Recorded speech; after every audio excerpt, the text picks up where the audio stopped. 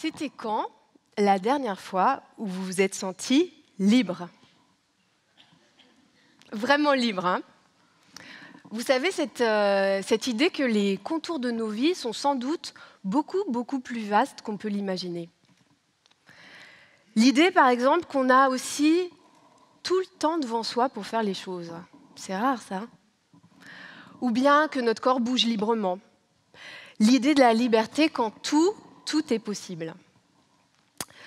Alors moi, ça, c'est un sujet qui m'a toujours vraiment enthousiasmée, et c'est pour ça que je me suis installée dans un monastère bouddhiste pendant 15 années. Là-bas, j'ai beaucoup appris, notamment grâce au maître zen Olivier Wangen. Et puis, il faudrait un TEDx complet pour vous raconter comment j'ai débarqué là-bas, tout ce qui s'est passé. La vie dans un monastère, c'est vraiment très spécial. Mais aujourd'hui, j'ai surtout envie de partager avec vous 3 enseignements clés. 3 expériences très marquantes qui m'ont permis de trouver aujourd'hui une certaine sérénité intérieure. Le premier enseignement, je l'ai appelé « Le petit oiseau du soleil levant ». Ça, c'est mon côté un peu poétique. Et l'histoire se passe au Japon, où je me suis lancée la tête la première dans l'aventure d'une retraite traditionnelle zen. Donc on est en 2008, j'ai atterri à Nagoya dans un monastère de nonnes, duquel, selon la légende, toutes les personnes qui arrivent, toutes les nonnes occidentales qui arrivent là, repartent à peine arrivées. En effet, les conditions de pratique sont très ascétiques. Il n'y a vraiment rien du confort moderne. Il n'y a pas d'eau chaude, tout se passe à l'eau froide. Alors du coup, mes mains vont faire la découverte de ce que c'est les crevasses et les engelures. On est en plein hiver et il n'y a pas de chauffage. Une très grande promiscuité aussi entre les personnes. On a une chambre comme ça de 10 mètres carrés qu'on partage à 6 ou 7 en fonction des périodes. Des activités soutenues du matin au soir. C'est pas zen comme ça, hein. C'est tac, ça avance dans tous les sens. Et puis tout ça en langue japonaise, langue dont ma connaissance se résume à peu près au chevalier du zodiaque. Alors je suis un peu paumée là-dedans. Et puis le but de tout ça, de cet enseignement traditionnel très précieux, évidemment, c'est de nous pousser dans les limites jusqu'au lâcher-prise. Au bout de 3 semaines, mon lâcher-prise à moi, c'est que j'en ai... Ouais, j'ai tenu 3 semaines quand même. Au bout de 3 semaines, j'en ai ras-le-bol. C'est trop. Et un matin, dans ce monastère, là-bas, toute seule, sans contact avec l'Europe, rien, je décide de partir. Et ce jour-là, à l'intérieur de moi, c'est un peu une immense déception. J'ai mis tellement d'espoir dans ce voyage. Et je suis là, vraiment avec la boule au ventre. Je rassemble mes affaires dans la chambre, il n'y a plus personne, je suis toute seule. Et à un moment donné, je lève la tête comme ça. Et par la fenêtre, je vois...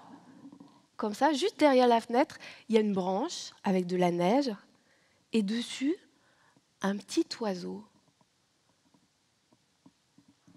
Et il est tellement délicat, il est tellement beau. Il est là, vous savez, il se secoue un petit peu comme ça pour lisser ses plumes. Et moi, à ce moment-là, l'émotion de ressentiment et de déception, elle laisse la place à de l'émerveillement devant la splendeur. Une grande tendresse comme ça qui surgit des profondeurs. Et si c'était ça, l'enseignement que j'étais allée chercher à 10 000 kilomètres. Les émotions et les pensées en général sont impermanentes. Ça veut dire qu'elles apparaissent et qu'elles peuvent aussi disparaître. Un instant, c'est la colère. L'instant d'après, c'est l'émerveillement devant la splendeur du monde. Et je pense qu'on a tous fait cette expérience, chacun dans nos vies quotidiennes. Par exemple, au boulot, où il y a un collègue qui nous énerve, où on a des conflits, des trucs qui ne se passent pas bien.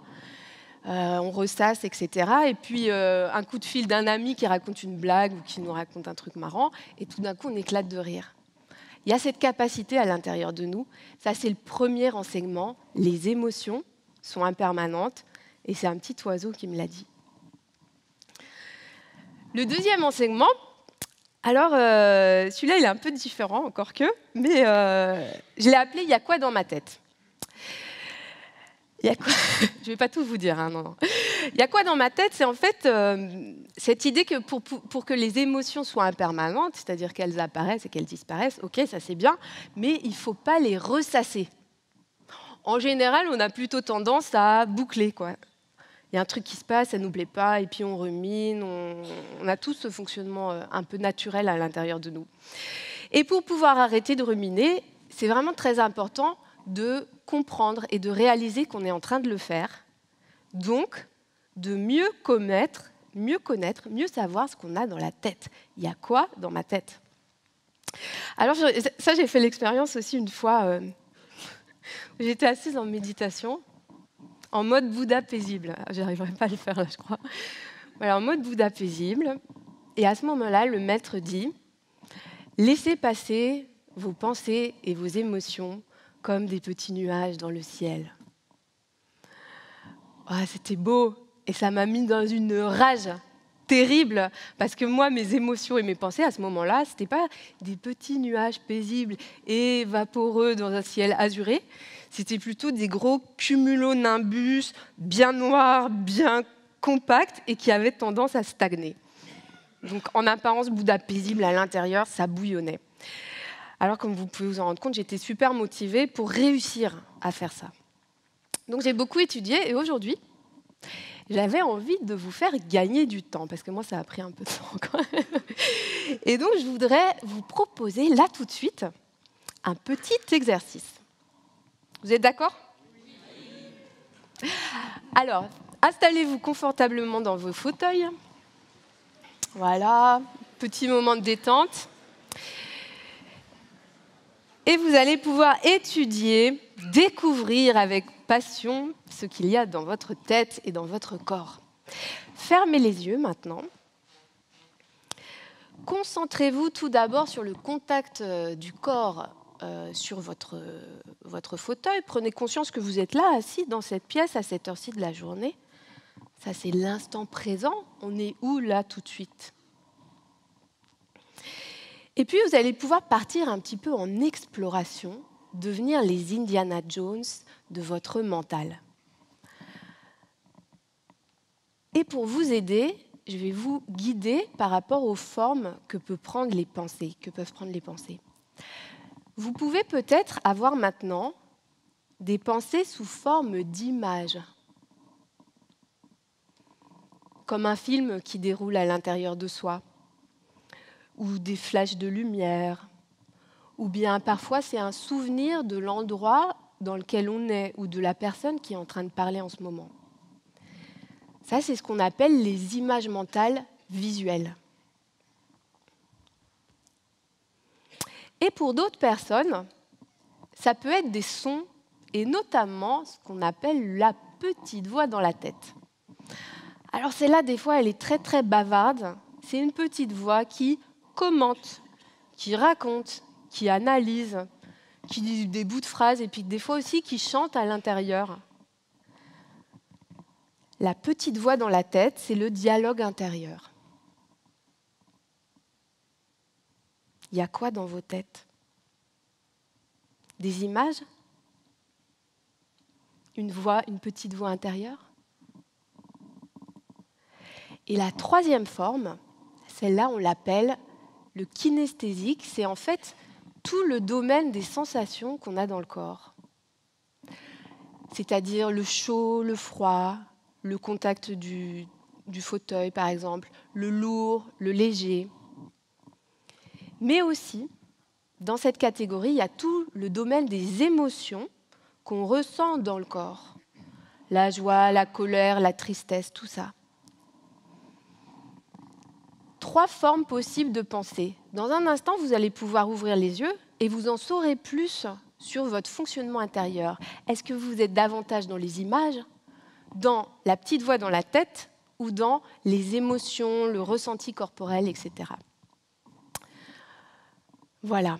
Alors c'est très agréable, mais vous allez pouvoir ouvrir les yeux maintenant, avec une nouvelle connaissance sur vous déjà, première étape. Et c'est intéressant de savoir ça parce que du coup, on peut mieux observer comment on fonctionne. Donc chacun d'entre vous peut déjà le faire dans la journée à n'importe quel moment. Et puis, il y a eu le troisième événement marquant, le troisième enseignement. Alors celui-là, j'ai vraiment découvert par hasard. Je l'ai appelé le périscope, vous allez voir pourquoi juste après. Celui-là, je l'ai découvert un peu plus tôt déjà, en 2003. En 2003, à l'époque, je donnais encore des concerts de chansons françaises pour des Américains, devant des publics, il y avait à chaque fois 150, 200 personnes. Et puis, lors du premier concert, voilà, j'arrive sur scène, comme ça, comme ce soir en fait, mais je n'avais pas les mêmes habits ni la même coupe. Et puis, je commence à chanter ce répertoire. Et là, le trac. Les jambes qui flageolent, le cœur qui bat à 10 000, tous les symptômes du trac qui apparaissent, comme ça. À l'époque, heureusement, je pratiquais déjà beaucoup la méditation. Et en même temps que tout ça se manifeste, il y a une forme de conscience d'observation qui s'installe de façon tout à fait spontanée et automatique. C'est-à-dire que je chante, je ressens le trac à l'intérieur du corps, quelques symptômes comme ça, et en même temps, il y a une conscience qui permet que je garde la tête hors de l'eau. Ma tête est libre. Et du coup, je peux continuer mon concert. Alors imaginez, je suis là, je commence à chanter, j'ai le trac. Quand il me prend dans ses bras, qu'il me parle tout bas, je vois la vie en rose. Et au même moment, ça observe. On dit ça c'est la conscience témoin, conscience d'observation. Ça observe l'émotion, et en même temps que c'est observé, et ça c'est magique, l'émotion, elle décroît. Il suffit juste de l'observer pour que, peu à peu, les émotions désagréables apparaissent et disparaissent naturellement, comme ce dont je vous parlais au début.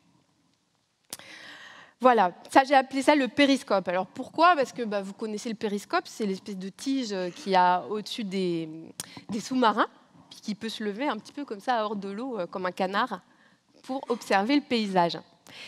Et cette forme de conscience, on est à la fois dans l'eau et à l'extérieur de l'eau, on est à la fois associé et dissocié de l'expérience, à la fois à l'intérieur et à l'extérieur, ce qui veut dire que quand même, on est très vivant, on ressent complètement les choses, parce qu'on ne veut pas devenir des robots comme ça, mais on a la tête libre et un profond soulagement à l'intérieur de soi.